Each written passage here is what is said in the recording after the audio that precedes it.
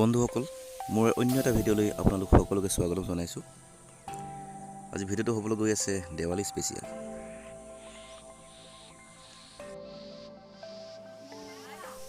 এই আমাৰ গাঁৱৰ মহিলাসকলৰ মাজত প্ৰীতি লটাৰী।